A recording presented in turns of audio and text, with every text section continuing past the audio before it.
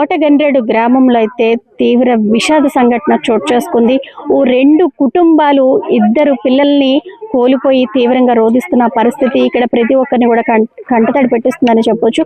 విజయనగరం జిల్లా గుర్లా మండలం కోటగండ్రేడు గ్రామంలో దేవకి అలానే నందిని ఇద్దరు కూడా ప్రేమించుకున్నారు.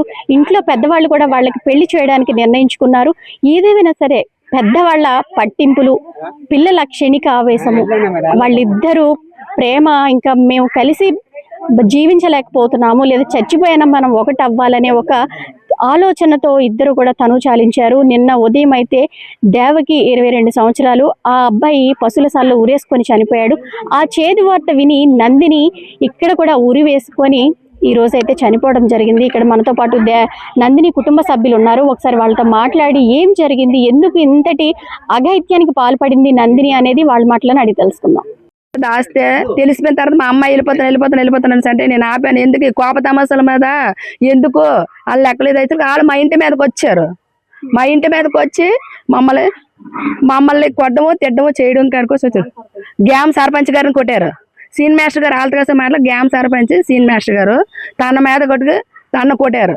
తన్ను కొట్టారు లెక్కలోనూ. మేము ఎక్కడ వెళ్తే మమ్మల్ని ఏంటి అంటారు, మా పిల్లని ఏం చేసేస్తారు, ఆ పిల్లడు ఎలాగో చెడిపోయాడు మా పిల్లని అనేసి ఎస్ఐ గారికి మేము ఫోన్ చేసాము.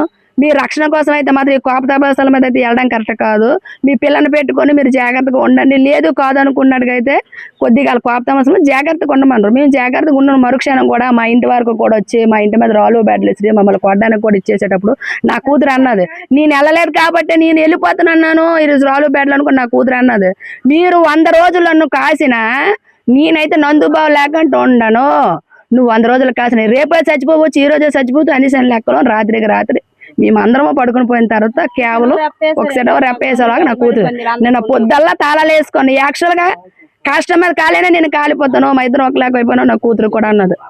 దీనికి ఎప్పుడైతే ఇది ఎలాగైనట్టుగా అయిందో పాప ఎంత దీనికి వచ్చేసేది మమ్మల్ని ఫోకస్ చేసి మమ్మల్ని ఎంతలాగా ఇచ్చేయడం వల్ల మా పాప ఇలాగ అయిపోయింది.